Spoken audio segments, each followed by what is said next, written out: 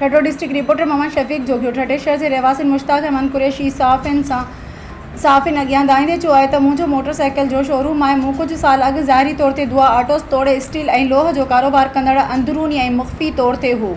ज़िले ठठे जो मशहूरु व्याज माफ़िया आहे जेको कारोबार में नुक़सान तोड़े खसारे में ईंदड़ वापारियुनि खे लालचाए व्याज ते पैसा ॾेई पोखियनि। ब्लैकमेल ऐं हिरासा कंदड़ व्याज माफ़िया जो डॉन मुर्तज़ा ममभाई साम्हूं गॾु गाॾियुनि जो कारोबार शुरू कयो। उन दौरान मुंहिंजो रोड हादसो थी पियो, जंहिं करे उन वक़्तु आउं बेड रेस्ट ते थी वियो हुयसि। उन ॻाल्हि जो नाजाइज़ फ़ाइदो वठी मुंहिंजे पुटनि खे शोरूम ते अची ब्लैकमेल करे लेती खां तां तंग कंदो रहियो। संदसि पैसा हुआ जेकी आउं खेसि मुख़्तलिफ़ वक़्तनि ते ॾींदो रहियुसि ऐं मथां व्याज जी बि घुर कंदो हो।